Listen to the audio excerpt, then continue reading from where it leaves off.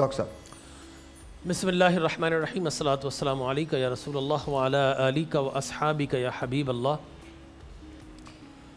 یقیناً آج یوم بدر ہے، یوم فرقان ہے، اور تاریخ انسان نے حق و باطل کے لاکھوں معرکے دیکھے اور کروڑوں افراد نے جام شہادت نوش کیا، لیکن سعد بھائی وہ معرکہ جو بدر کے میدان میں ہوا وہ حق و باطل کی تمیز کا معرکہ تھا۔ سبحان اللہ۔ اور پہلی مرتبہ چشم فلک نے ظالموں کے بالمقابل مظلوم کا سر فخر سے بلند ہوتے ہوئے دیکھا۔ پہلی مرتبہ دنیا نے یہ دیکھا، تاریخ انسانیت نے دیکھا کہ وہ جو وقت کے فرائض تھے، نمائندہ تھے، جو اپنے اسلحے کے زوم پر آئے، اپنی عددی کثرت کے زوم پر آئے، لیکن پھر بدر کی خاک نے انہیں یہ بتایا کہ جب سامنے محمد عربی صلی اللہ علیہ وسلم اور ان کے دیوانے ہو تو پھر نہ عددی کثرت سے مقابلہ کر سکو گے، نہ تم اسلحے کے ساتھ۔ قوت ایمانی جو ہوتی نا وہ سارے اسلحوں کو ہیج کر دیتی ہے۔ اور مجھے کہنے دیجئے کہ صاحب یہ جو آج 57-58 اسلامی ممالک ہیں تو یہ صدقہ ہے، یہ فیضان ہے اہل بدر کا، غازیان بدر کا، شہدائے بدر کا۔ اگر بدر کا معرکہ فتح نہ ہوتا تو روئے زمین پر نہ اسلام باقی بچتا، نہ اسلامی کنٹریز ہوتی۔ یہ انہی کا فیض ہے، یہ انہی کا صدقہ ہے۔ اچھا، بدر کی جب ہم بات کریں فوری عوامل تو ضرور تھے، لیکن یہ بدر کا معرکہ مجھے لگتا ہے اسی وقت شروع ہو گیا تھا جب فاران کی چوٹیوں سے آفتاب نبوت و رسالت۔ انتہائی معذرت ڈاکٹر صاحب، میں عرض ہی کر رہا تھا، دیکھیں بدر جو ہے مسلمانوں کے اوج و کمال کی میں سمجھتا ہوں ابتدا تھی، اور فوری عوامل تو ضرور تھے، لیکن حقیقت میں معرکہ بدر کا آغاز اسی روز ہو گیا تھا جب کفر و شرک سے جلتے ہوئے معاشرے میں اور ظلم و بربریت سے سلگتے ہوئے سماج میں پہلی مرتبہ اعلاء کلمت الحق بلند ہوا۔ بدر کا آغاز اسی روز ہو گیا تھا جب آفتاب نبوت اور توحید نبوت فاران کی چوٹیوں سے طلوع ہو رہا تھا اور اندھیرے اپنی بقا کی جنگ لڑنے کے لیے صف بندی کا آغاز کر چکے تھے۔ یہ معرکہ اسی روز شروع ہو گیا تھا جب پتھر سے بنے ہوئے بتوں لات، منات، عزا، حبل، یغوث، یعوق، بد، سوا، نائلہ، اسائبہ کے بالمقابل ایک خدائے وحدہ لا شریک کے سامنے سر بسجود ہونے کا حکم دیا جا رہا تھا۔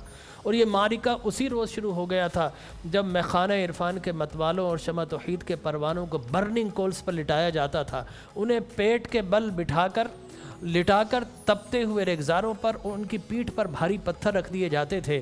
اور یہ آغاز تو اسی وقت ہو گیا تھا جب شعب ابی طالب میں خاندان رسالت کو مقاطعہ کر کے سوشل بائیکاٹ کر کے انہیں محصور کر دیا گیا، اور ظلم بالائے ظلم یہ ہوا کہ بالآخر آبائی وطن سے انہیں ہجرت پر مجبور ہونا پڑا۔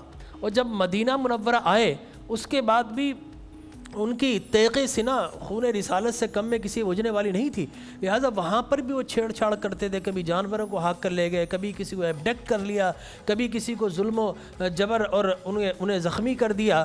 تو بالآخر جب 2 ہجری آئی تو قرآن کی آیتیں نازل ہونا شروع، یا ایھا النبی جاہد الکفار والمنافقین واغلظ علیہم فی ظنف۔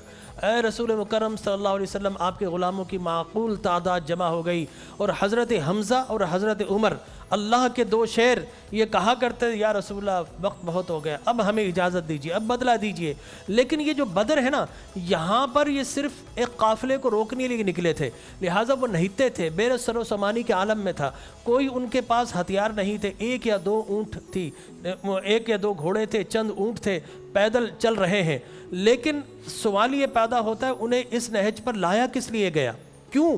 تو اس کی وجہ یہ ہے کہ یہ کفار و مشرکین مکہ جانتے تھے کہ اب ظلم کی تلوار ٹوٹنے والی ہے، اب ظلم کا تسلط ختم ہونے والا ہے، اب وہ ان کی جتنے بھی وڈیرا گردی ہے، ان کی سرداری ہے، ان کی طاقت کا زوم باطل ہے، اب یہ سب پاش پاش ہونے والا ہے۔ اب ان قریب آزادی حقوق انسان کا پرچم بلند کیا جائے گا، دنیا کی پہلی ویلفیئر ریاست قائم ہونے والی ہے۔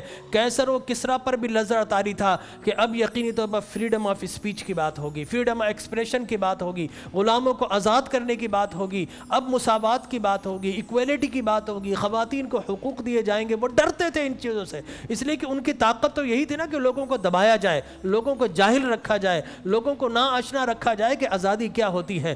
لہٰذا وہ ڈرتے تھے. اور حضور اکرم تاجدار کائنات صلی اللہ علیہ وسلم جب نکلے ہیں تو بدر دراصل انسانی گردنوں سے غلامی کا طوق ہٹانے کا معرکہ تھا, مجھے کہنے دیجئے. اور بڑی عجیب و غریب بات ہے, اللہ نے اسے یوم فرقان کہا.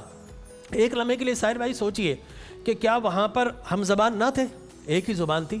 ان میں بہت سارے قریشی بھی تھے, مطلبی بھی تھے, ہاشمی بھی تھے. اب آپ یہ دیکھیے کہ حضرت علی کے بالمقابل حضرت عقیل آ رہے ہیں.